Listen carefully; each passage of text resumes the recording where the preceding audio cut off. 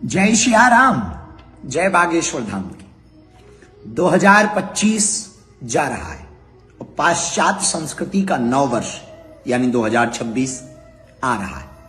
पिछले वर्ष की तरह इस साल भी हमने निर्णय लिया कि 2025 में हम अपने बागेश्वर परिवार ने क्या क्या उपलब्धियां पाई, क्या क्या कार्य किए, कौन कौन सी सेवा की, राष्ट्र के लिए, समाज के लिए, सनातन के लिए, वो बताई जाए और 2026 में क्या करने वाले हैं। बने रहिए इस वीडियो के साथ। सुने, 2025 का प्रारंभ होता था जनवरी और जनवरी के ठीक बाद आई फरवरी और फरवरी में जब 2025 आया तो भारत में एक नया इतिहास लिखा और बागेश्वर परिवार के लिए गौरव का दिन आया। फरवरी 23 फरवरी को देश के यशस्वी माननीय प्रधानमंत्री जी श्री नरेंद्र मोदी जी बागेश्वर बालाजी के दर्शन करने आए और उसी दिन जो संकल्प कई दिनों से हम लिए दोहरा रहे थे, हॉस्पिटल का नींव रखी गई, शिलान्यास किया गया और माननीय प्रधानमंत्री जी ने शिलान्यास करके बागेश्वर बालाजी के दर्शन करके मंच से कहा कि हम उद्घाटन में भी आएंगे। लेकिन 2 दिन ही बीते थे,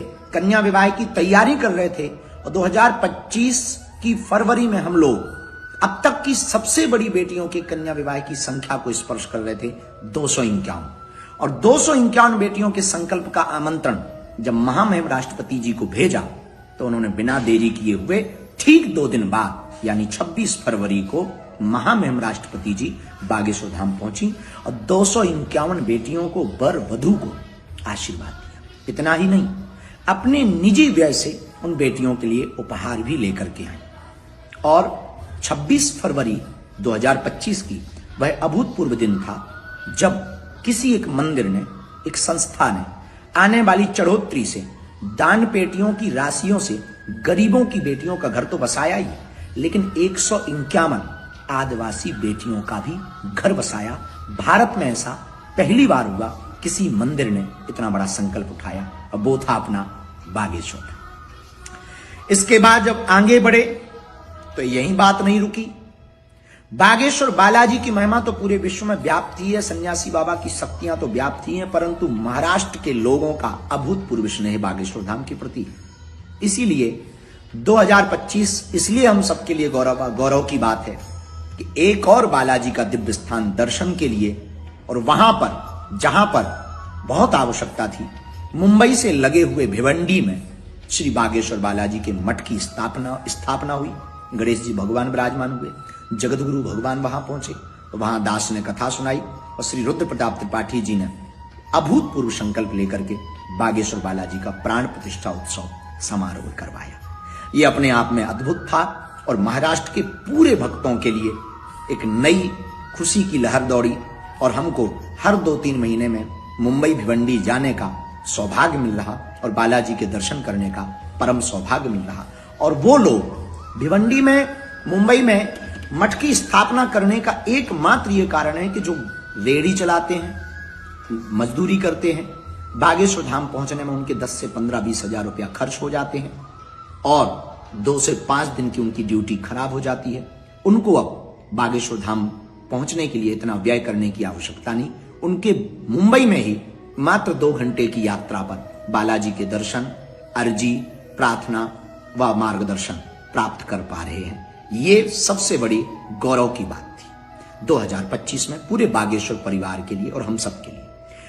इतना ही नहीं, इस 2025 में संपूर्ण बागेश्वर परिवार ने, पूरे शिष्यों ने मिलकर गौशाला में, धाम पर विदेशियों के साथ मिलकर, जो भारतीय मूल के लोग विदेशों में रहते हैं उन सब ने मिलकर लगभग 5000 वृक्षों का वृक्षारोपण किया प्रकृति के साथ। एक वृक्ष 10 पुत्र समान, प्रकृति की है यही संतान, पेड़ बचाओ जीवन बचाओ, इस संकल्प को दोहराया और लगभग 5000 वृक्षारोपण इस 2025 में किए गए। 2025 का वर्ष जाने वाला है, लेकिन एक प्रसन्नता की बात है कि अब तक 11 महीने पूरे हो गए हैं और 12वां महीना चल रहा है और विराम की ओर है। अब तक जो डाटा अन्नपूर्णा से प्राप्त हुआ है, जो संख्या लगभग अनुमानित, जो राशन के हिसाब से निश्चित की गई, इन 11 महीनों में, 11.5 महीनों में लगभग 50 लाख लोगों को बागेश्वर धाम पर निःशुल्क अन्नपूर्णा प्रसाद पवाया गया इस 2025 में। ये हम सब के लिए गौरव की बात है कि हम सब नर में नारायण, भूखे को भोजन, प्यासे को पानी पिलाकर भोजन और भजन दोनों के सिद्धांत को स्थापित कर रहे हैं और आगे भी करते रहेंगे। और 2025 में ये अभूतपूर्व कार्य बागेश्वर परिवार ने किया। इस 2025 में और भी अभूतपूर्व उपलब्धियां हमारे बागेश्वर धाम परिवार की रही। विदेश यात्रा, विदेश यात्रा में Australia, New Zealand, Fiji, Oman, London, Dubai, इन देशों की यात्रा हनुमान जी का नाम लेकर, बालाजी का नाम लेकर, सन्यासी बाबा का नाम लेकर, दरबार, कथा और सेवा, इन तीनों को लेकर के जब इन देशों में पहुंचे तो वहां भी सनातन की गूंज उठी, झंडा लहरा गया और जगह जगह सनातन की चर्चा व्यापक रूप से होने लगी कि सनातन ही महान है, क्योंकि इसी में वसुदेव कुटुंबकम है। और जब ये बात लंदन की संसद में, पार्लियामेंट में जब हमें बुलाया गया हनुमान जी की कृपा से, और वहां पर जब हनुमान चालीसा गाया गया, तब ये बात पूरी दुनिया में छा गई कि सनातन ही एकमात्र रास्ता है जिससे विश्व में शांति लाई जा सकती है। और हनुमान जी की कृपा से लंदन की संसद में हनुमान जी का बंधन हुआ। ये गौरव की बात है 2025 में बागेश्वर परिवार की। लेकिन जब ये बात लंदन की संसद से आगे बढ़ी और जब ये चर्चा न्यूजीलैंड को पता लगा, तो न्यूजीलैंड में कथा करने के बाद जब हम वापस आ गए तो वहां की संसद ने सम्मानित किया बागेश्वर धाम को कि आप जो कर रहे हैं अद्भुत कर रहे हैं। वहां के एक्टिंग प्रधानमंत्री डॉक्टर सीमोर कथा में पहुंचे, उन्होंने कथा सुनी, तिलक लगाया और सनातन के महत्वता को समझा और सबको बताया, पूरी न्यूजीलैंड को बताया। ये 2025 का गौरव है हम सब बागेश्वर परिवार वालों की। विदेश यात्रा में इस 2025 में बागेश्वर धाम परिवार के लोगों के लिए एक और अद्भुत रहा। पूछो क्या, हम युगांडा गए और वहां 15 अगस्त को झंडा लहराया भारतीय दूतावास में, उच्चायोग में। लेकिन जब पूरी युगांडा में सनातन की गूंज चली, कथा हुई, हजारों लोग वहां पहुंचे, तो उन्होंने प्रण लिया, अद्भुत हुआ, अद्भुत हुआ, अद्भुत हुआ। और वहां की प्रधानमंत्री जी से जब मिले, उन्होंने अर्जी भी लगाई और बालाजी से अपने देश के लिए प्रार्थना भी की। ये था सनातन का गौरव, बागेश्वर बालाजी का प्रताप और सन्यासी बाबा की शक्तियों का प्रताप। 2025 में ये गौरव की बात थी हम सबके लिए। बागेश्वर परिवार के लिए एक और गौरव की बात थी। एक स्थान बागेश्वर धाम है, दूसरे मठ की स्थापना हुई कहां? मुंबई में, भिवंडी में। लेकिन 11,000 किलोमीटर की दूरी पर विदेशी धरती पर देसी ध्वज लहराया। ये बात सुनकर के आप सोचेंगे कहां की बात हो रही। इसी 2025 में एक गौरवान्वित बात और हुई पूरे बागेश्वर परिवार के लिए। भारत से दूरी है 11,000 किलोमीटर की, एक समुद्र के किनारे देश बसा है जहां लगभग 2 लाख से ज्यादा भारतीय मूल के लोग रहते हैं, जिनके पूर्वज आज से 150 साल पहले उस देश में जाकर के बस गए थे और वो वहां रहते हैं। उनके बीच में और उनके देश के बीच में मठ की स्थापना का भूमि पूजन हुआ। उस देश का नाम है फिजी। और फिजी में जब ये हुआ तो पूरी दुनिया में एक नया संदेश आ गया कि सनातन ही है जो अद्भुत है, अभूतपूर्व है। ये बात फिजी वासियों ने स्वीकार की और मठ बनने की तैयारी चल रही है। इधर बागेश्वर धाम पर हॉस्पिटल बनने की तैयारी चल रही, उधर 11,000 किलोमीटर दूर फिजी में मठ बनने की तैयारी चल रही। मंदिर, अस्पताल, दुआ और कृपा दोनों की व्यवस्था का संदेश अपने सनातन धर्म के इस पावन तीर्थ बागेश्वर धाम से जा रहा है।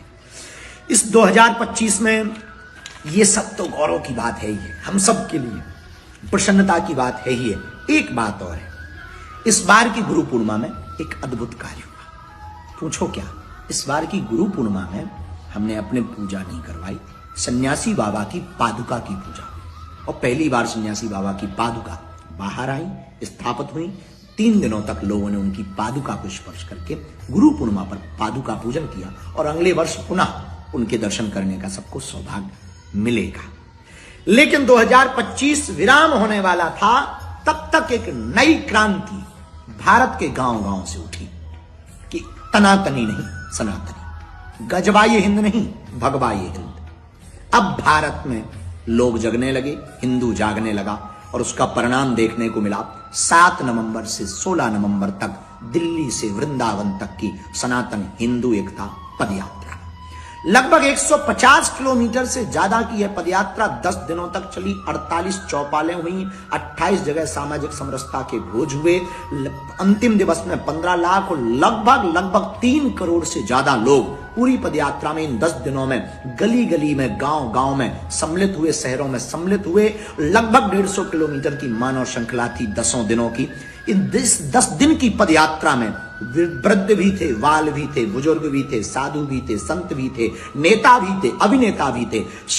सत्ता के लोग भी सड़क पर बैठे, नेता भी सड़क पर बैठे, अभिनेता भी सड़क पर बैठे, साधु भी सड़क पर बैठे और एक ही नारा दिया, हम सब हिंदू भाई भाई।